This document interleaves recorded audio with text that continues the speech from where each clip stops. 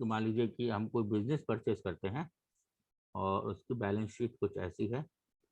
Capital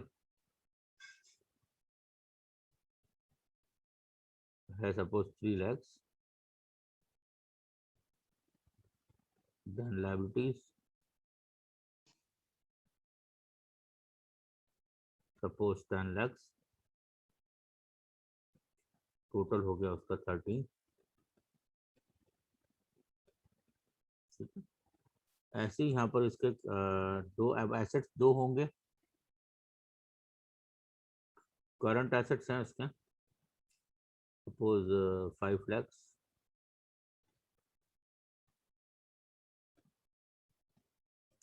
और NCA non current assets हैं।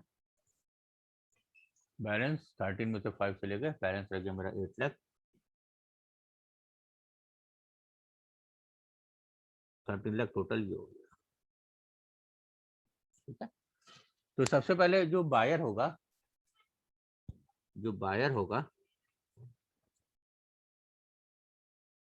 वो कंप्यूट करेगा नेट एसेट्स की वैल्यू। तो भाई कंपनी के पास में नेट एसेट कौन है। ठीक है, तो नेट एसेट्स के लिए क्या करेगा, जितना टोटल एसेट्स हैं 13 लाख,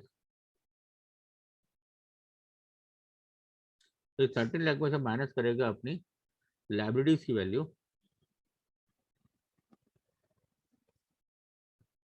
बैलेंस रह जाएगा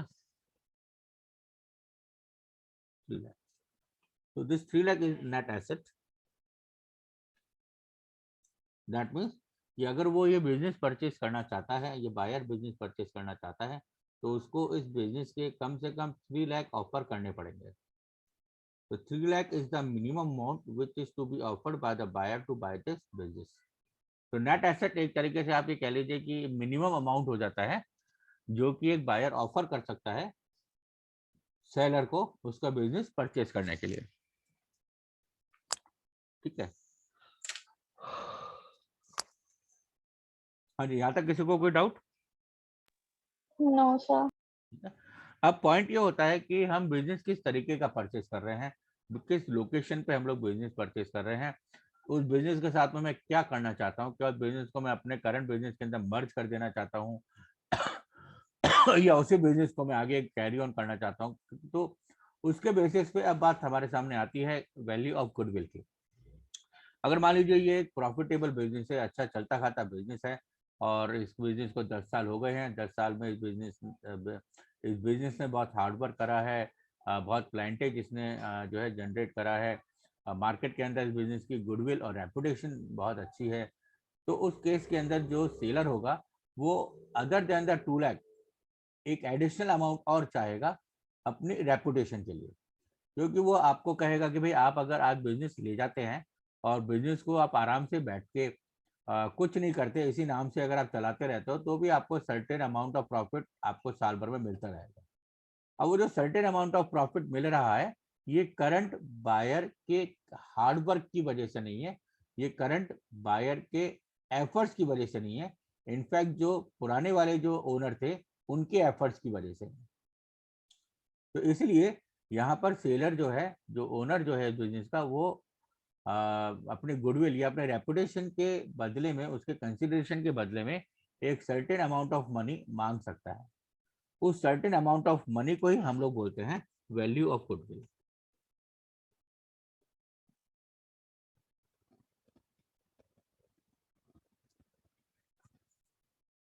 वैल्यू ऑफ गुडविल। अब ऑब्वियसली गुडविल जो है वो इंटेंजिबल है, और जो चीज इंटेंजिबल होती है उसकी कोई फिजिकल आइडेंटिटी नहीं होती है, और जिसकी फिजिकल आइडेंटिटी नहीं होती है उसका मनी वैल्यूएशन करना बहुत मुश्किल हो जाता है।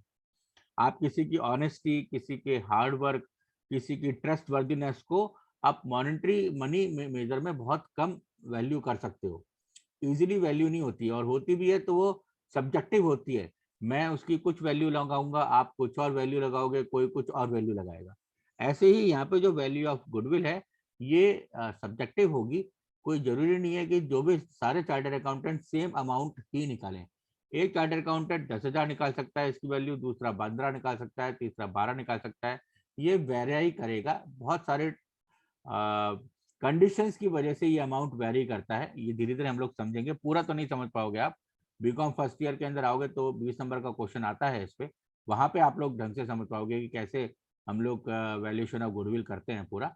12th के अंदर थोड़ा सही है इसका हमारा, तो उतना ही तक अपने आप को लिमिट करेंगे, ठीक है। तो अब यहाँ पे जो वैल्यूएशन ऑफ गुडविल है उसका, उसके लिए हम लोग क्या कर रहे हैं यहाँ पे कि हम लोग परचेज कंसिडरेशन देख रहे हैं कि कितना ऑफर किया जाएगा। मान लीजिए जो बायर है वो ऑफर करता है परचेज कंसिडरेशन, दैट इज वो कहता है कि मैं आपको इस बिजनेस के 3,20,000 पे कर दूंगा। तो जो 3,20,000 है माइनस नेट एसेट्स जो कि क्या है 3 लाख, ठीक है। तो परचेज कंसिडरेशन 320, इसमें से मैं माइनस कर देता हूँ 3 लाख, बैलेंस मेरे पास जो आ गया that is called as value of goodwill 20,000। So हम ये कह सकते हैं कि 20,000 is the amount which is being paid over net asset. So in case of purchase goodwill, value of goodwill is the amount which is paid over या in excess of net assets. ठीक है, तो इसके लिए हम लोग ले सकते हैं कि value of goodwill in case of purchase goodwill is the amount payable in excess of net assets। ये हमारा VOG हो जाएगा, वैल्यू ऑफ गुडविल। तो परचेज कंसिडरेशन अगर हमें दे रखी है, नेट एसेट अगर हमें दे रखा है, तो कहीं मुश्किल नहीं है वैल्यू ऑफ गुडविल निकालने के लिए। सीधा सा आप परचेज कंसिडरेशन में से नेट एसेट्स माइनस कर दीजिए, बैलेंसिंग जो अमाउंट आ जाएगा वो आ जाएगा आपका वोग, that is value of goodwill. और उस वैल्यू ऑफ गुडविल को बायर जो है अपने बुक्स के अंदर रिकॉर्ड कर लेगा कि जी 20,000 रुपए की मैंने गुडविल परचेज करी है। यहाँ तक किसी को कोई डाउट, कोई कंफ्यूजन, कुछ पूछना है? सर बोलो बेटा। सर ये वैल्यू ऑफ गुडविल से ये परचेज कंसिडरेशन जो है सर, ये क्वेश्चंस में सेम ही नेम में आएगा क्या? हाँ बिल्कुल सेम। आप तो अपन तो ये मान के चल रहे हैं अभी कि अपने को परचेज कंसिडरेशन भी दे रखा है, नेट एसेट अपने को निकालना था निकाल लिया, उससे अपने वैल्यू ऑफ गुडविल निकाल लिया। सर ठीक ये है ना? परचेज कंसिडरेशन कहाँ से आया, एक बार बता दोगे? ये क्वेश्चन में दे रखा है अपने को कि net purchase consideration is equal to 3,20,000। हमें ये नहीं दोनों दे निकालना है, रखा है हमें नहीं निकाल, नेट एसेट तो ऊपर निकाल लिया ना अपन ने। सर, इसका मीनिंग परचेज कंसिडरेशन का बताया था ना मैंने कि अमाउंट ऑफर्ड। सर समझ ही नहीं आया सर। अरे अमाउंट ऑफर्ड का मतलब भाई, अगर मान लीजिए मैं आपको कहता हूँ कि आपको एक पेन खरीदना है, तो आप इस पेन को खरीदने के लिए कितना अमाउंट ऑफर करोगे? कुछ तो आप अमाउंट ऑफर करोगे मुझे, यस सर। है ना? हाँ ये बात अलग है कि इस पेन को खरीदने के लिए आप जो भी अमाउंट ऑफर करते हो उसके लिए क्या कैलकुलेशन करते हो, उसकी मैं कोई बात नहीं कर रहा अभी। ठीक है, तो मैंने तो ये कहा कि भाई आप इस पेन को खरीदने के लिए 3,20,000 मुझे पे करने के लिए तैयार है। तो जो 3,20,000 आप मुझे पे करने के लिए तैयार है, this is the purchase consideration of this pen. समझ गए? Okay sir, yes sir. अब हो सकता है कि ये पेन 3,20,000 का हो या नहीं हो, जैसे कि हमने यहाँ देखा। ठीक है ना? ओके सर, तो यस बट सर। उसके लिए क्या है कि 3,20,000 जो है ये तो होती है किसकी तरफ से, ये है एक तरीके से मान लीजिए बायर की प्राइस है, ये बायर की प्राइस। और ये लाइक 3 लाख जो है, ये 3 लाख होती है सेलर की आस्किंग प्राइस। एक दूसरा एग्जांपल लेते हैं। मान लीजिए मुझे एक प्लॉट खरीदना है, एक लैंड मुझे परचेज करनी है, और इसकी जो मार्केट प्राइस है, वो मार्केट प्राइस है सपोज 20 लाख।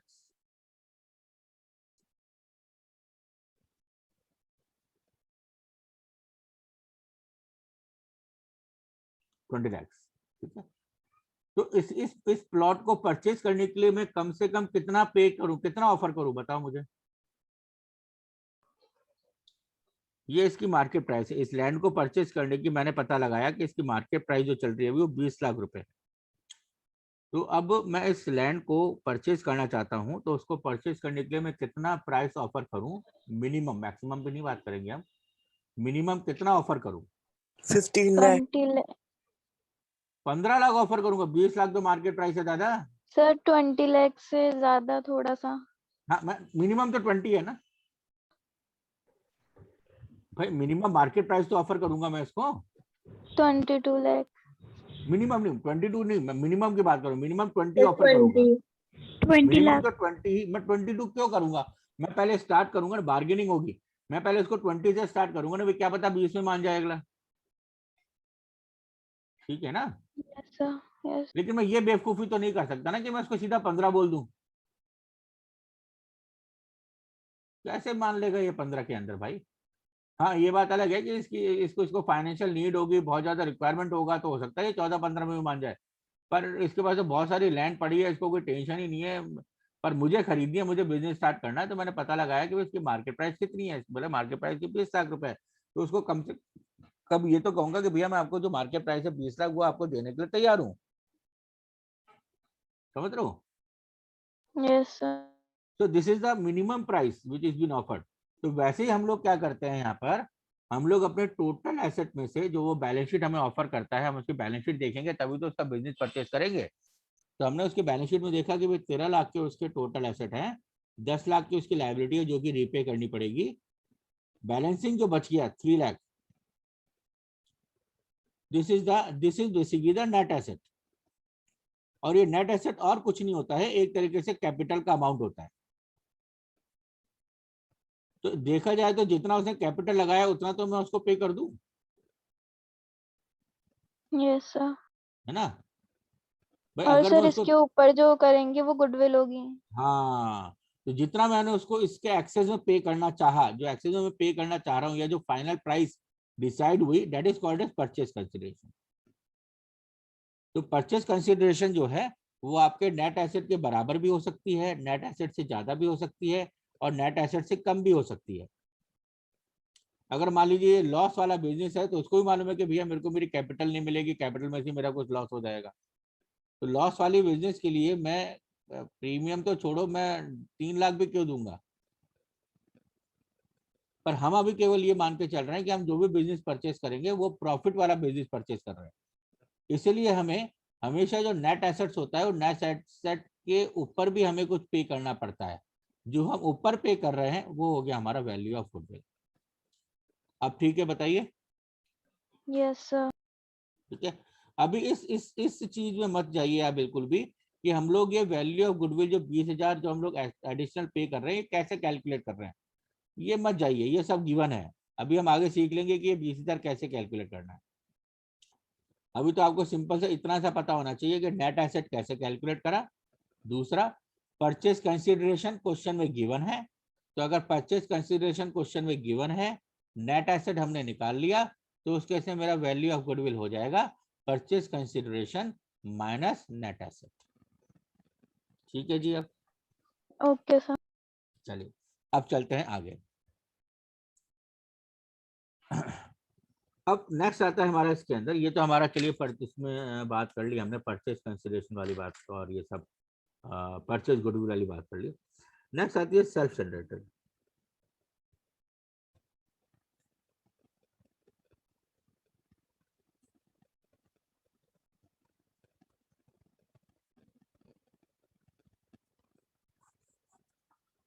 अब सेल्फ जनरेटेड गुडविल का मतलब क्या है कि भाई हमने 2010 में अपना बिजनेस स्टार्ट करा था, छोटा सा, और ये 2020 तक आते आते बड़ा बिजनेस हो गया है। ठीक है, तो इतना मैंने जो टाइम इस बिजनेस को दिया है, उस बिजनेस को टाइम देने की वजह से जो बिजनेस आज से 2010 में स्टार्ट करा था, उसका जो मार्केट में रेपुटेशन है, मार्केट के अंदर उसकी जो क्रेडिट वर्दीनेस है, मार्केट के अंदर उसकी जो गुडविल है, वो बढ़ गई होगी।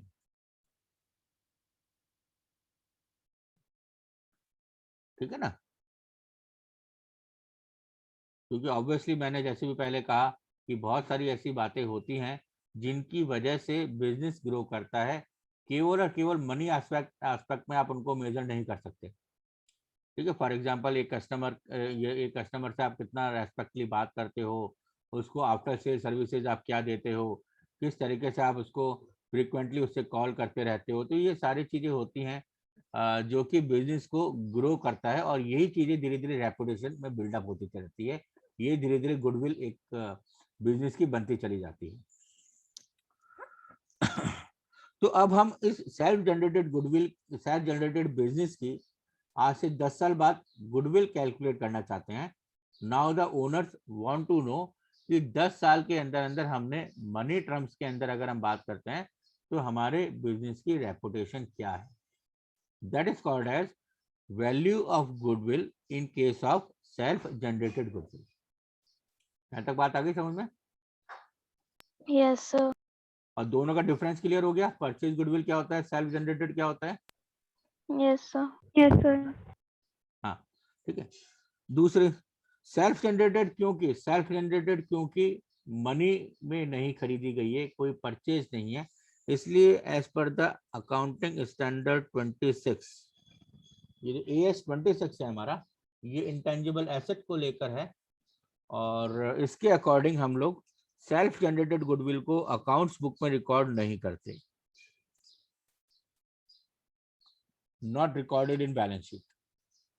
तो ये हमेशा ध्यान रखिएगा, self generated goodwill as per the accounting standard 26 is not recorded in the books of accounts, whereas purchase है तो ऑब्वियसली आपने मनी पे करा है, उसको जरूर रिकॉर्ड करेंगे।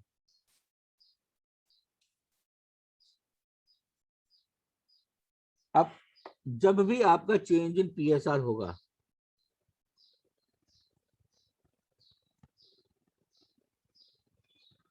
तो हमेशा there will be need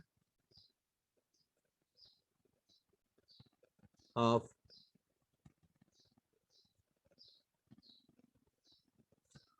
valuation of goodwill. जब भी आपका चेंज इन PSR होगा, there will be need of valuation of goodwill. अब वो चेंज इन PSR जैसे मैंने अभी कहा, एग्जिस्टिंग पार्टनर की वजह से है, या आपका एडमिशन की वजह से है, या रिटायरमेंट की वजह से है, या डेथ की वजह से है। दूसरा पॉइंट, जब भी आप अपने बिजनेस को सेल करेंगे, when the firm is sold,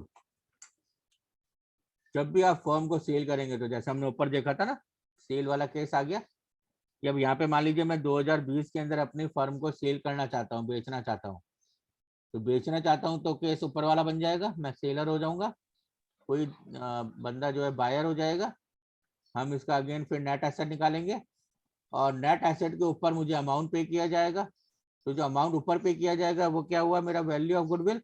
तो जब भी आप अपने बिजनेस को बेचोगे, तब भी आपको वैल्यू ऑफ गुडविल निकालनी पड़ेगी, जैसे कि ऊपर हमने निकाला 20,000।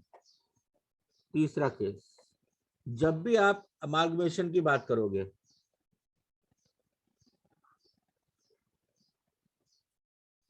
when the firm is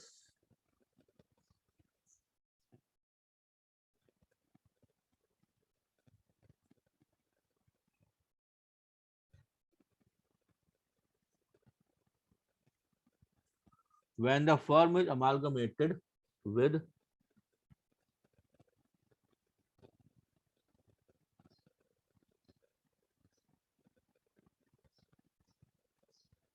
another firm। ठीक है, इसके अंदर एग्जांपल्स हैं सारे, वो देख लीजिएगा जो मैंने बताए थे। when there is change in PSR in case of existing partners, admission of a partner, death of a partner, retiring of a partner। तो ये हमारा रिकंस्टिट्यूशन ऑफ फर्म वाला केस था। तो जब भी चेंज इन PSR होगा, वैल्यू ऑफ गुडविल का वैल्यूएशन करेंगे, गुडविल का वैल्यूएशन। फर्म सोल्ड होगा, then there will be need for valuation of goodwill. Amalgamation होगा, तब भी वैल्यूएशन ऑफ गुडविल हमें करना पड़ेगा। अब क्योंकि हमारा पहला वाला चैप्टर जो है वो जो हम पढ़ रहे हैं अभी, that is change in PSR among existing partner due to following cases हमने पढ़े थे कि पीएसआर किस वजह से चेंज हो रहा है, कैपिटल का जो मिक्स है उसमें चेंज हुआ है, या फिर कोई पहले वर्किंग पार्टनर नहीं था वो वर्किंग पार्टनर बना, इस वजह से पीएसआर में चेंज हो रहा है। तो क्योंकि एग्जिस्टिंग पार्टनर में पीएसआर का चेंज हो रहा है, इसलिए अब हमें क्या करना पड़ेगा, valuation of goodwill.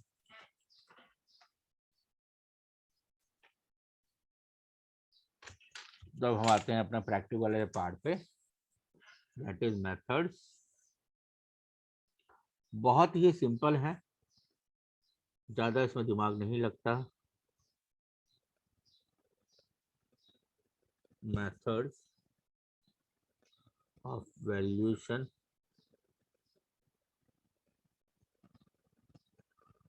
Of goodwill. Methods for valuation of goodwill, छोटे छोटे से 3 मेथड है हमारे पास में।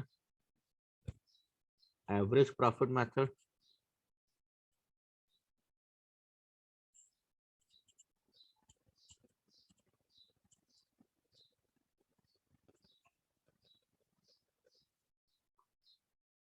सुपर प्रॉफिट मेथड,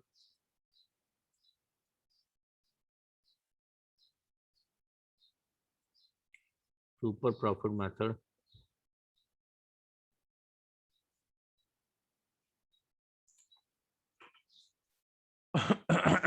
और लास्ट हमारा कैपिटलाइजेशन मेथड।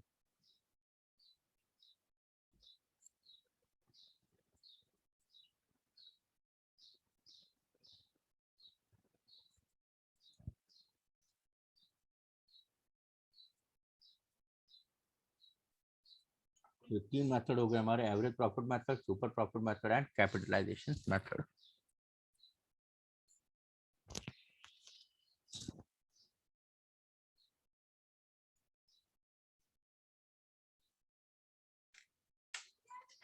क्योंकि सबसे पहले हम लोग बात करते हैं इसमें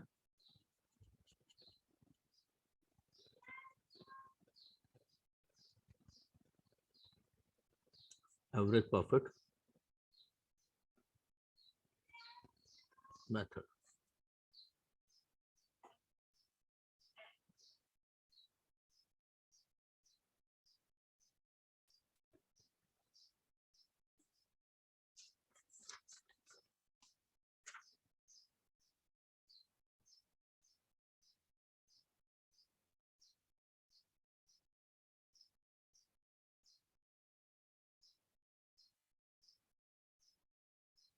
ठीक है, इसके अंदर एक तो सिंपल एवरेज मेथड है, एक है weighted average.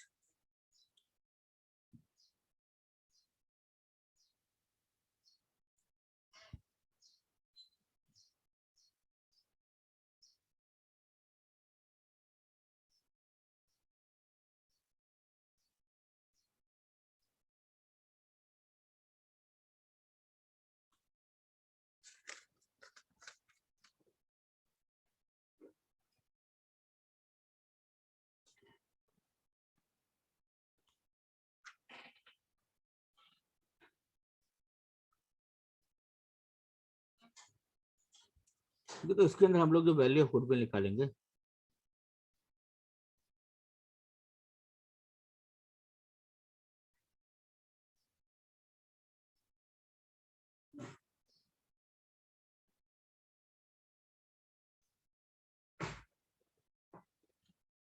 Value of goodwill is equal to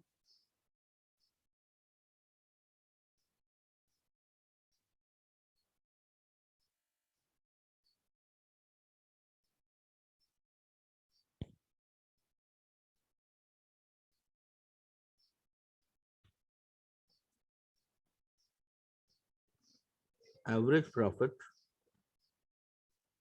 into number of years purchase.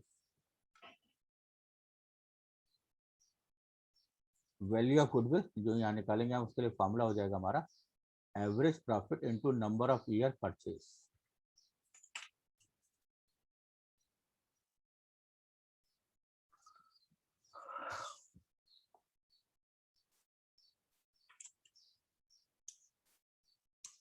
Average profit into number of year purchase. ठीक है, इसके अंदर देखिए आपको नंबर ऑफ ईयर परचेज जो है वो आपको गिवन होता है।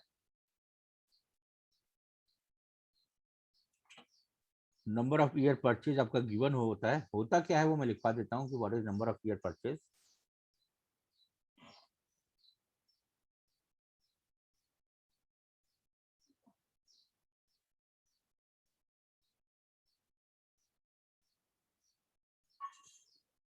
नंबर ऑफ ईयर परचेज लिख लीजिएगा। फॉर्मूला लिख लिया सबने?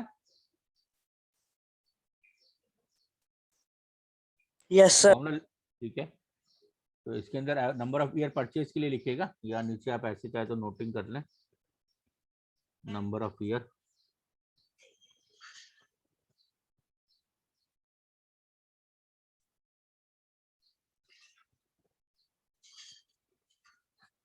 Purchase,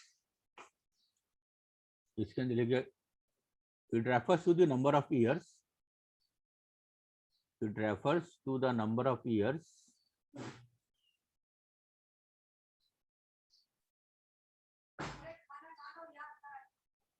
it refers to the number of years profits can be earned.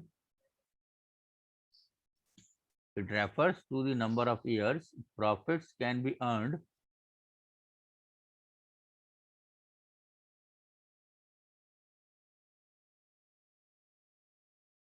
without any change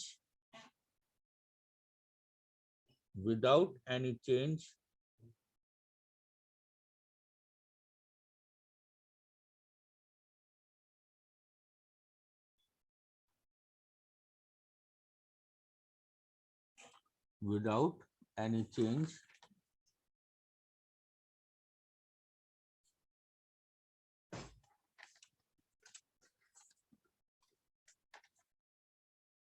by buyer,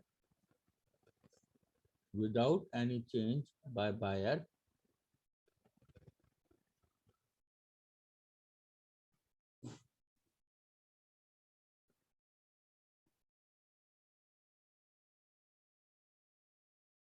in management,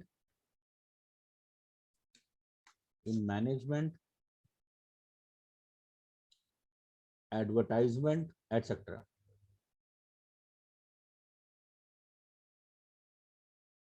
In management, advertisement, etc. Sir can be earn के बाद में क्या है?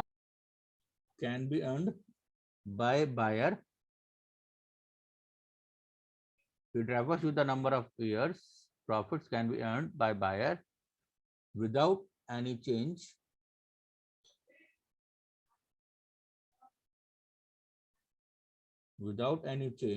in management, advertisement, etc.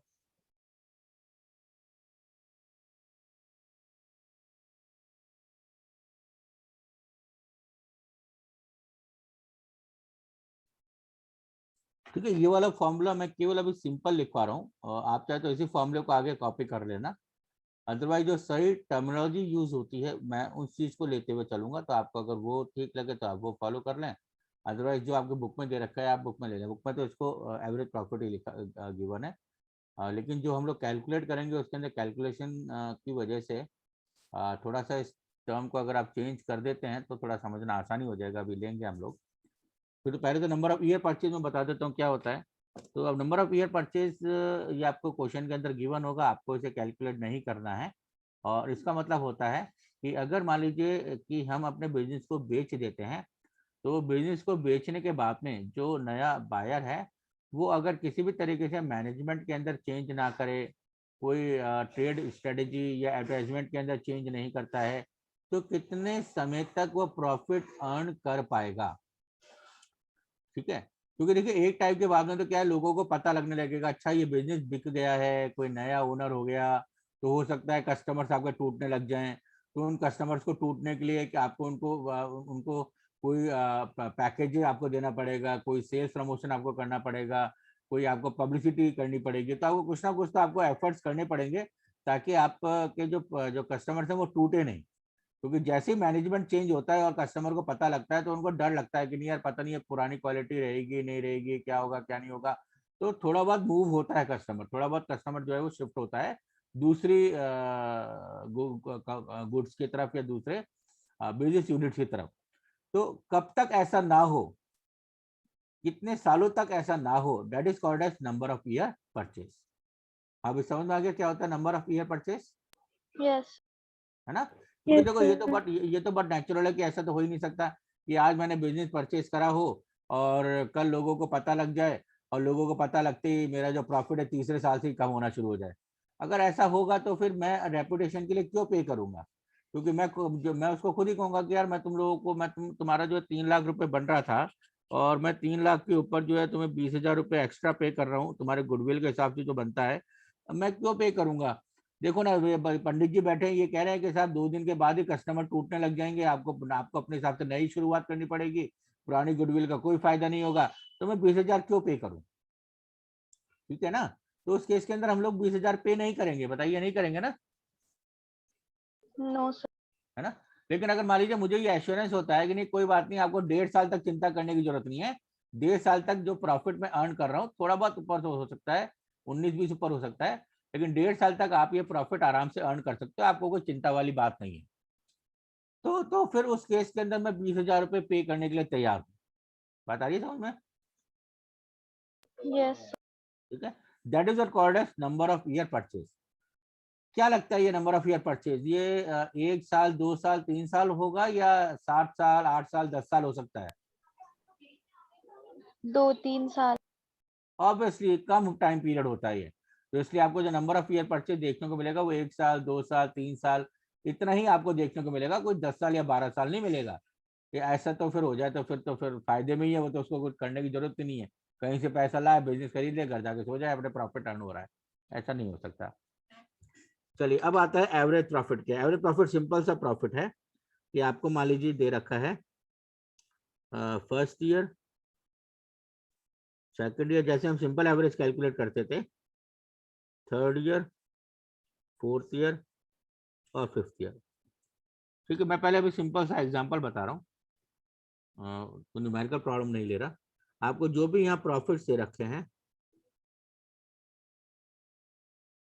इन सारे profits का आप करोगे total, ये हो जाएगा सिग्मा डबल एक्स हो गया। ठीक है, क्या करा हमने, तो जो भी आपको प्रॉफिट दे रखा है फर्स्ट ईयर का, सेकंड ईयर का, थर्ड ईयर का, फोर्थ ईयर का, फिफ्थ ईयर का, उन सब प्रॉफिट को हमने टोटल करा।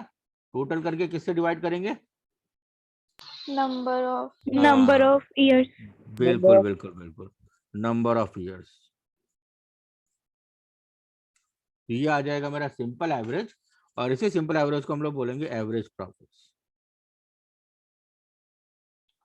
ठीक है ना, क्योंकि देखिए गुडविल के कैलकुलेशन का बेस जो है वो प्रॉफिट ही होगा, जितना ज्यादा एवरेज प्रॉफिट होगा उतना ही वैल्यू ऑफ गुडविल ज्यादा होगा, और जितना एवरेज प्रॉफिट कम आएगा, एवरेज प्रॉफिट क्यों ये मैं बताऊंगा, जितना एवरेज प्रॉफिट कम आएगा उतना ही वैल्यू ऑफ गुडविल कम आएगा। अब मुझे बताइए कि यहाँ पर हम केवल 1 साल का प्रॉफिट, लास्ट ईयर का प्रॉफिट क्यों ले रहा हूँ, मैं एवरेज क्यों ले रहा हूँ पिछले 5-6 सालों का? बताइए, सर, तो बता क्योंकि सकते अप हैं? डाउन होता रहता है, कभी हाँ, लॉस बहुत कभी बढ़िया, profit. Very good very good, अपने तरफ से, मेरी तरफ से अपने आपको शाबाशी दे दियो, बिल्कुल सही बात है। देखिए लास्ट ईयर के अंदर जैसे मैंने कहा कि 2020 से पहले 2019 में जो कंपनी ने प्रॉफिट्स लिए होंगे वो उनको 2020 में नहीं मिला होगा बिकॉज ऑफ पैंडेमिक। तो इसलिए जब भी हम प्रॉफिट के बेसिस पे कुछ कंप्यूट करना चाहते होंगे तो 1 साल या 2 साल का प्रॉफिट नहीं लेते हैं, हम लोग पिछले कम से कम 5 से 6, 7 सालों का प्रॉफिट लेते हैं, क्योंकि 5 से 6, 7 सालों का एवरेज प्रॉफिट जो है कुछ हद तक श्योरिटी की बात करेगा। अच्छा बताइए, उसके बाद भी क्या ये जो मैं एवरेज प्रॉफिट मैं कैलकुलेट कर रहा हूँ कि भाई छठे साल मेरे को इतना प्रॉफिट होगा एवरेज, क्या ये एक्चुअल होगा, इतना ही होगा? एस्टिमेट होगा।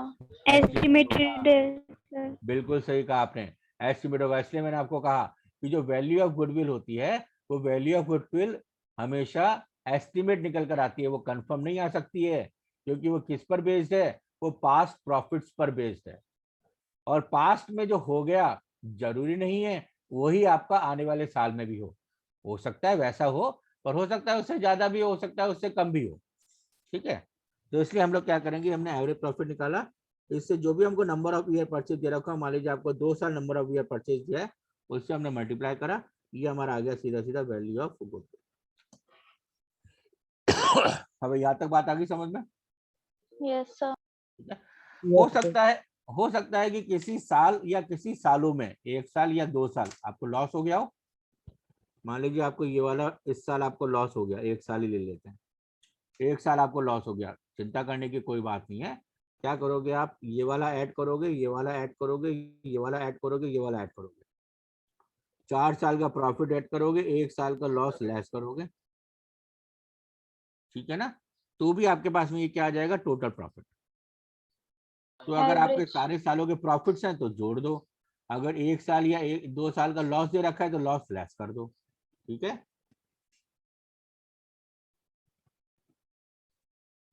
हाँ जी, यहाँ तक यस बताइए, सर। किसी को कोई दिक्कत?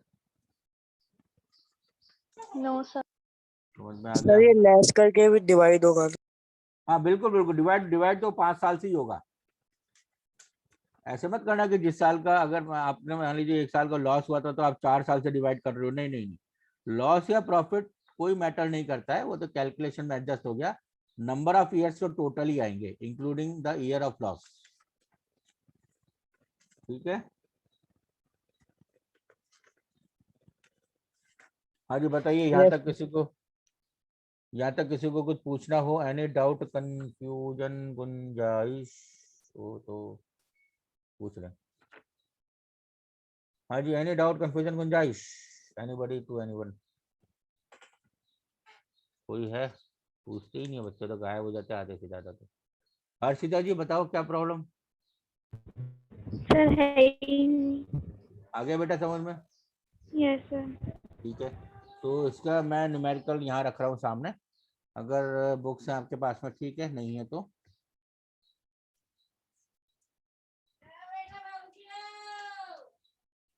ये वाला न्यूमेरिकल है आपके, अगर बुक्स है तो देखिएगा क्वेश्चन नंबर 3 मिला?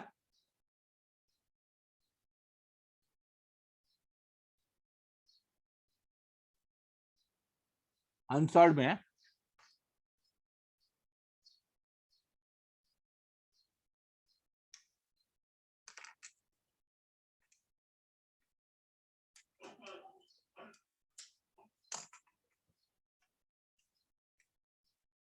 यस सर मिल गया। चलिए सॉल्व कीजिए इसको फटाफट, सब लोग सॉल्व करेंगे इसको, जो भी यहाँ क्लास में भी अवेलेबल हैं। मैटर सारा आपको दे रखा है, calculate goodwill on the basis of 2 years purchase. तो नंबर ऑफ ईयर परचेज कितना हो गया, 2 साल, of average profits of last 6 years. तो 6 साल के एवरेज प्रॉफिट के बेसिस पे आपको वैल्यू ऑफ गुडविल कैलकुलेट करनी है।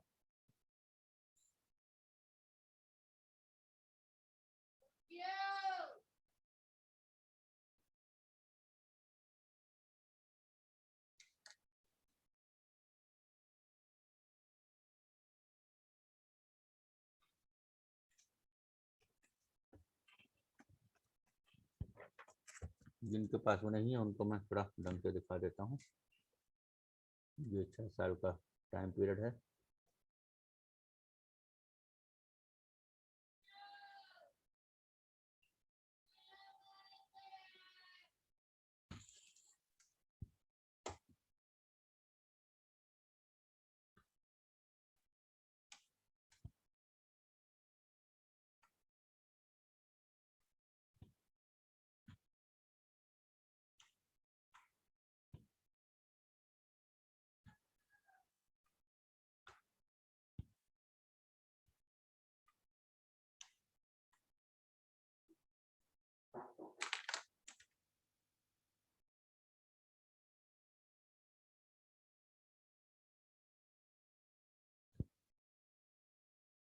sir, 1,60,000. शाबाश।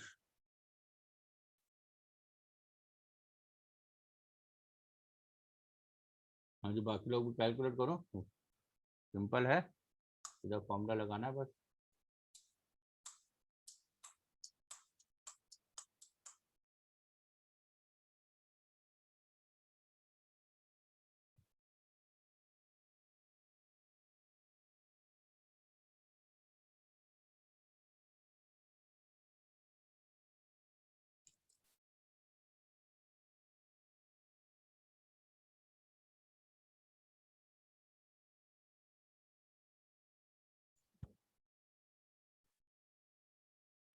सर 1,60,000। तो गुड। और निकाल लीजिए जिनका नहीं निकल रहा सीधा सीधा। तो यहाँ पे ये है कि हाँ चलो एक चीज तो हमको क्लियरली आ गई सीधा सीधा। अगर प्रॉफिट दे रखा है, number of year purchase given है, तो हम लोग एवरेज प्रॉफिट निकाल के वैल्यू ऑफ गुडविल निकाल देंगे।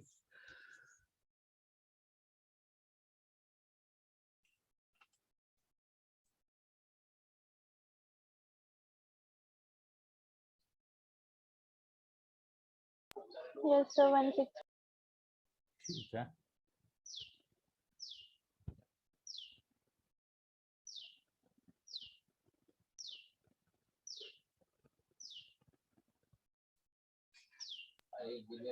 सर हाँ जी। सर आप जो टॉपिक कराते हो सर सनी सर वापस से वही टॉपिक कराएंगे तो वो नोट्स बनाएंगे हम इनके। नहीं मुझे नहीं लगता शायद सनी सर दोबारा कराएंगे टॉपिक। सर क्योंकि आपने जो आईओसी और आईओडी का कराया था उनको भी सर ने वापस कराया था। आईओसी आईओडी का मैंने कब कराया था? सर आपने बीच में ली थी क्लास।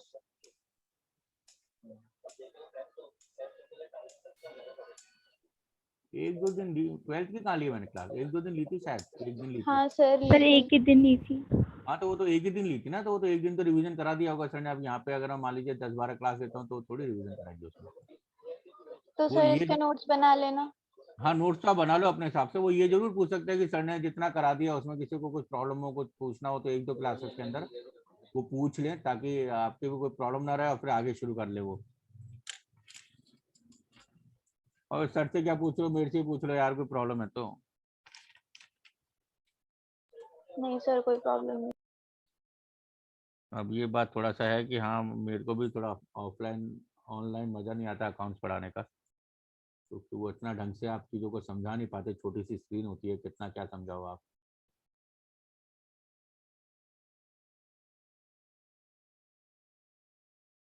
सर ये इसका सिंपल मेथड था। हाँ जी। और इसलिए हमारे ट्यूशन वाले बेचारे बच्चे परेशान हो रहे हैं, सर आप अकाउंट्स ले लो, अकाउंट्स ले लो। मैं ऑनलाइन अकाउंट्स ले ही नहीं रहा। मैंने कहा नहीं, ऑफलाइन ही लूंगा अकाउंट्स ट्यूशन पर मैं।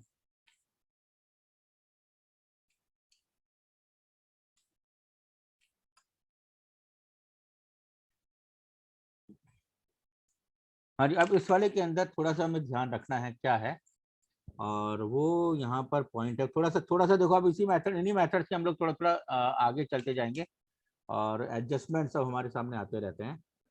तो अब हम लोग बात कर लेते हैं कि अगर मुझे कुछ एडजस्टमेंट दे रखे हैं तो how to calculate average profit. तो मैं इसको लिख देता हूँ एडजस्टमेंट्स।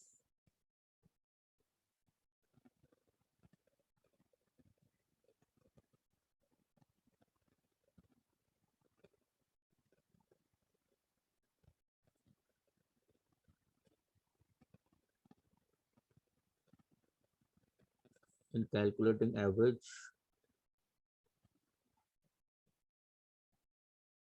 प्रॉफिट। ठीक है। तो अभी तक तो क्या था कि हम लोग क्या कर रहे थे, हर साल का प्रॉफिट कैलकुलेट कर रहे थे। पर अगर मुझे हर साल कुछ एडजस्टमेंट्स दे रखे हो तो हमें सबसे पहले हमें कैलकुलेट करना पड़ेगा एडजस्टेड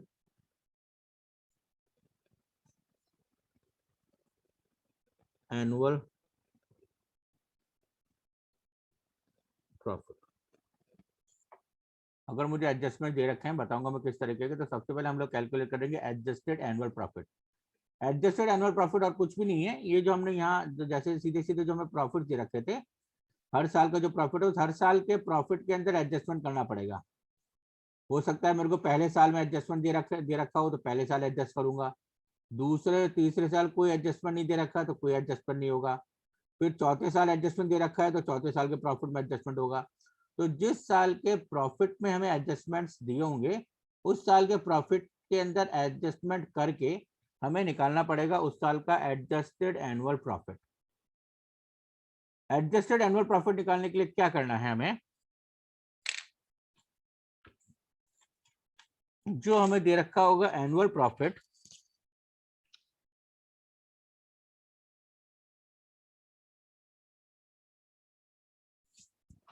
इस एनुअल प्रॉफिट के अंदर हमें थोड़ा सा एडजस्टमेंट करेंगे हम लोग।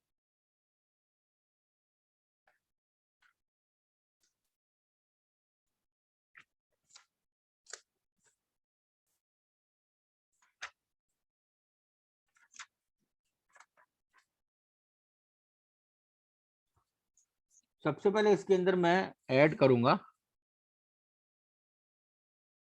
Abnormal losses. लॉस। हाँ जी बताइए क्या होता है एबनॉर्मल लॉस? सर जो रेगुलर नहीं होते,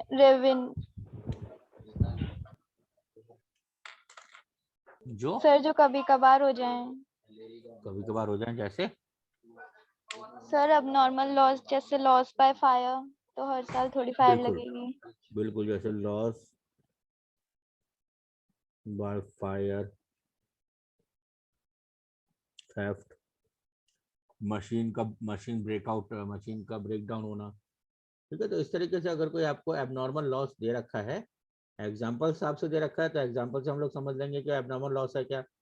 अदरवाइज क्वेश्चन आपको लिख देगा कि भाई इस साल एबनॉर्मल लॉस हुआ है। तो जिस साल एबनॉर्मल लॉस हुआ है, क्योंकि ये एबनॉर्मल लॉस मेरा बार बार नहीं होता है, कोई ये रैकरिंग इन नेचर नहीं है एबनॉर्मल, और इसकी वजह से मेरा प्रॉफिट कम हो गया था। तो अगर मान लीजिए ये एबनॉर्मल लॉस मैं ऐड नहीं करूंगा, तो हर साल का जो मेरा एवरेज प्रॉफिट है वो मेरा कम आएगा, और जब एवरेज प्रॉफिट कम आएगा तो ऑब्वियसली वैल्यू ऑफ गुडविल भी मेरी कम आएगी। तो जो बायर है वो सीधा क्वेश्चन करेगा, साहब आपने तो इसके अंदर 10 लाख रुपए का एबनॉर्मल लॉस लेस कर रखा है, अब 10 लाख का लॉस हर बार थोड़ी होगा, हर साल थोड़ी होगा, तो आपसे तो प्रॉफिट की वैल्यू जो है वो कम करवा ली, तो गलत है ये तो इसलिए एबनॉर्मल लॉस जो है वो हम लोग इसमें अगर है तो ऐड करेंगे। इसी तरीके से इसमें से लेस करेंगे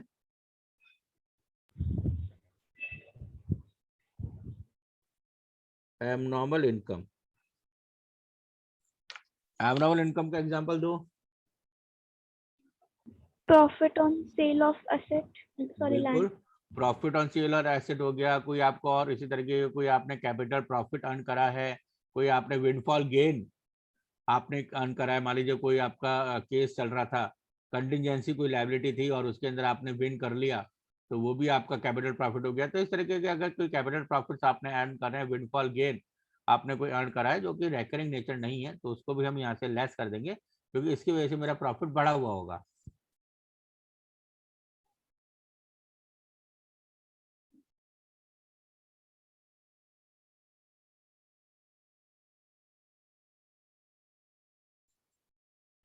profit on sale of asset.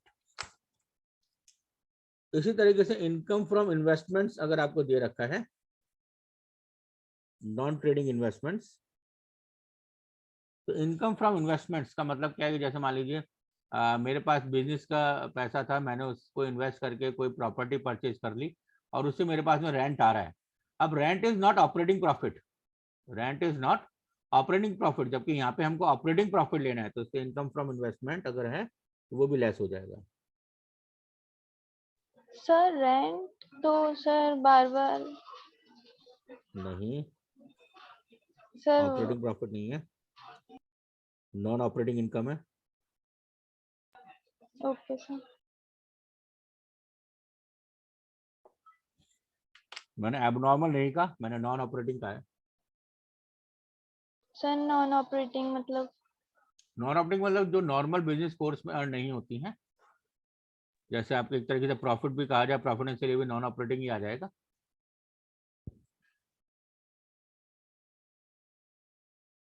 ठीक, और ये जो बिजनेस, ये जो हमारी जो इन्वेस्टमेंटल इनकम होती है, ये आउटसाइड द बिजनेस होती है, कि बिजनेस के इन्वेस्टमेंट की वजह से अर्न होने वाली इनकम।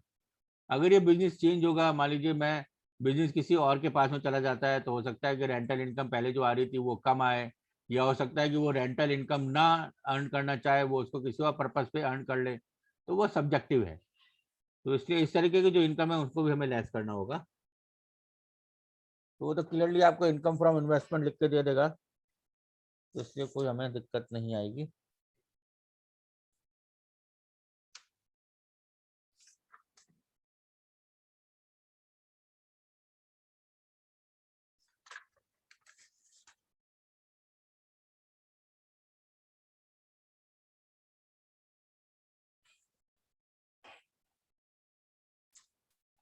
ठीक है, तो ये जो हमारे पास में निकल कर आ जाएगा, दिस इज एडजस्टेड प्रॉफिट। और यहाँ तक किसी को कोई डाउट? No sir. ठीक है, तो मैं यहीं एडजस्टेड प्रॉफिट तक की ही बात करता हूँ। बस कुछ नहीं करना, एडजस्टेड प्रॉफिट जो होगा उन सबको टोटल कर लेंगे, फिर आगे वही हमको एवरेज निकालना है, नंबर ऑफ ईयर परचेज करना है हमको। तो इसके अंदर अब आप अपने बुक्स के अंदर क्वेश्चन नंबर, एग्जांपल नंबर एक तो 3 है, एग्जांपल नंबर 3 और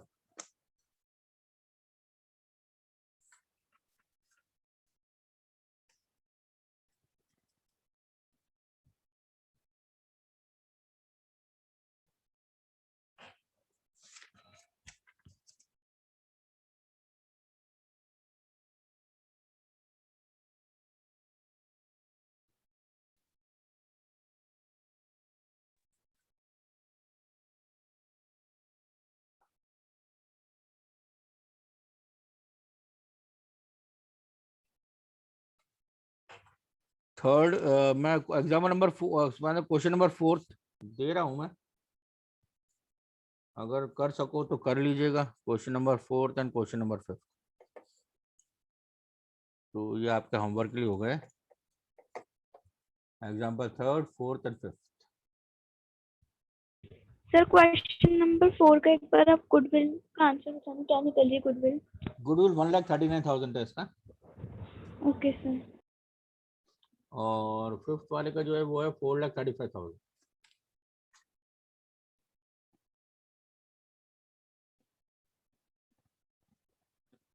थोड़ा सा उनको समझना पड़ेगा, पर अगर आप ने ये कॉन्सेप्ट समझ लिया तो वो भी आप आराम से कर लोगे, दिक्कत नहीं आएगी उसमें। आती है तो मैं फिर इसको नेक्स्ट क्लास के अंदर डिस्कस करूंगा। Okay sir. ठीक है, बाकी थ्योरी के नोट्स जो है वो आप आराम से अपने हिसाब से डीके गोयल के हिसाब से बनाते चलें। जहां आपको कंफ्यूजन हो, पूछना हो, वो मुझसे आप पूछ लें। बाकी फॉर्मूला वाइज वगैरह सारा मैं आपको यहाँ लिखवाई देता हूँ, तो ये सारे स्टेप्स वगैरह तो आप एज इट इज नोट्स में ले लें, आप कोई दिक्कत नहीं इसमें। चलिए अपना ख्याल रखिए, नेक्स्ट क्लास के अंदर मिलते हैं। Take care, till then bye bye.